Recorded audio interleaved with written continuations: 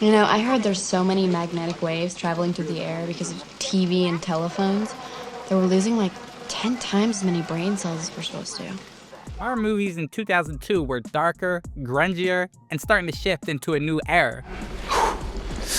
Ooh, so exciting. The clean meta-slashers of the late 90s were fading, and in their place came rage-infested maniacs, bleak ghost stories, and the beginning of the gritty remake wave. There was a definite sense of doom in the air, stylistically grim, thematically nihilistic, and often drenched in cold blue lighting. 2002 wasn't trying to be cute, it wanted to scare you, gross you out, or leave you deeply uncomfortable. Mission accomplished. This is the 10 best horror movies of 2002.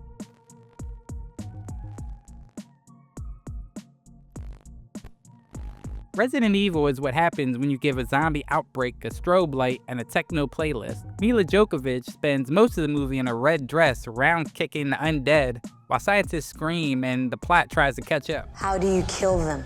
Severing the top of the spinal column or massive trauma to the brain are the most effective methods. You mean shoot them in the head? The dialogue is wooden, the acting is optional, and the logic is nowhere to be found. But who needs that when lasers are slicing people into cubes? Dumb, loud, and proud of it. If you like your horror with more machine guns and scares, this movie is the chaotic buffet you didn't ask for, but will probably finish.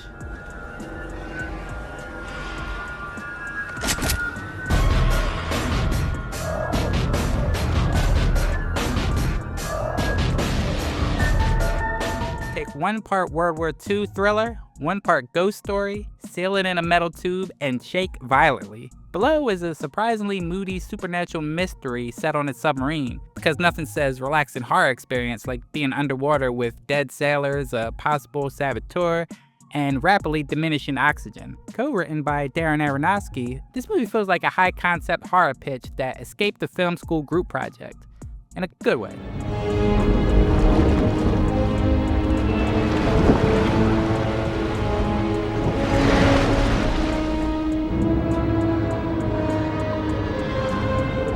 Mothman doesn't do jump scares. He prefers dread, disturbing phone calls, and vague threats about bridges. Richard Gere plays a journalist trying to make sense of creepy happenings in a West Virginia town where everyone's a little too okay with giant winged humanoids appearing in their yard. The movie is all atmosphere, like a dream you half remember and fully regret. Think X-Files meets your weird cousin's conspiracy blog.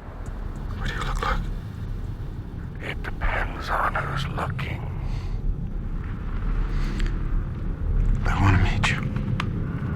You already have, John. May just wants to be loved. Unfortunately, she's deeply awkward, extremely unhinged, and takes relationship rejection very personally. When the world won't give her the perfect person, she decides to make one out of spare parts and very poor life choices. This indie horror is part slasher, part tragic character study, and all kinds of uncomfortable. Angela Bettis is equal parts heartbreaking and horrifying.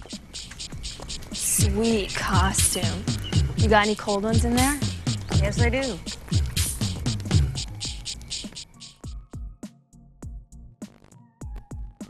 British soldiers plus remote Scottish countryside plus full moon equals dog soldiers, aka the greatest werewolf siege movie ever made. It's aliens with fur, it's predators with accents, it's the Howling on protein powder. These werewolves aren't moody teens, they're massive, terrifying beasts that rip through humans like they're made out of ham. The dialogue is quippy, the gore is plentiful, and honestly, it's the most fun you can have with lycanthropy without needing a silver bullet.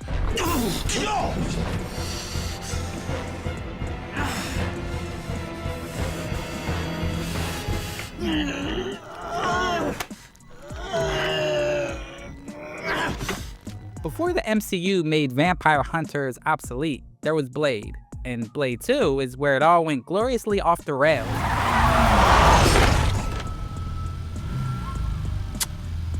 Guillermo del Toro directs, which means the vampires now have tentacle mouths and tragic backstories.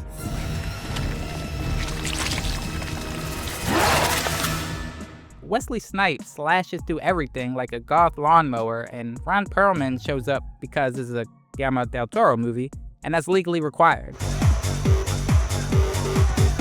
It's gory, stylish, and basically an EDM rave with fangs.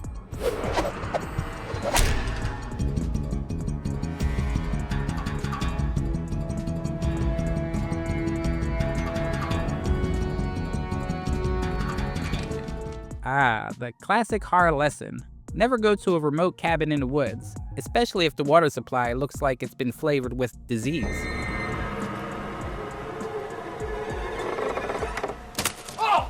Eli Roth's directorial debut is disgusting, chaotic, and surprisingly funny in a should I be laughing at this kind of way. So wait, you like me now? Is this like a date? Don't be gay. You ever wondered what happens when your friends get infected and you handle it very poorly? This movie's for you. Spoiler, the pancake scene will live rent-free in your brain forever. Pancakes! Pancakes! No pancakes. Pancakes! No pancakes!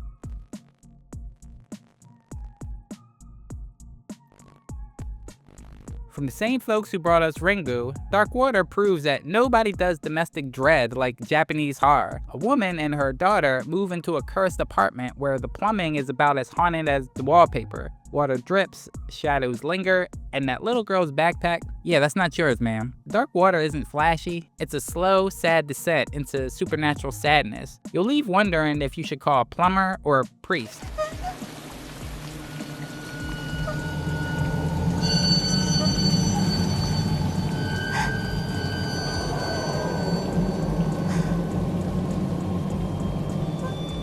Few movies have redefined horror trends like The Ring. One curse tape, 7 Days to Live, and a stringy-haired ghost girl named Samara who redefined the phrase bad reception. Naomi Watts plays the world's most stressed-out journalist trying to beat a death clock that starts with static and ends with TV-based homicide. The atmosphere, immaculate.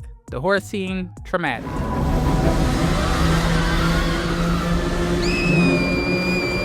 Remake that proved American studios could successfully adapt J-horror, as long as you never ask what's on the tape.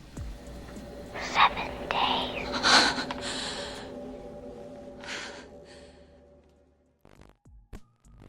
Remember when zombies were leisurely paced? Not anymore. 28 Days Later kicks off with Cillian Murphy waking up in an abandoned hospital, wondering why London is empty and why everyone he meets wants to bite his face off.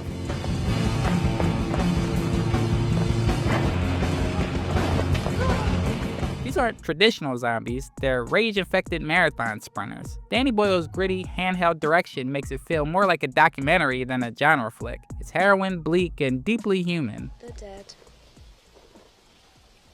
And you're gonna be next.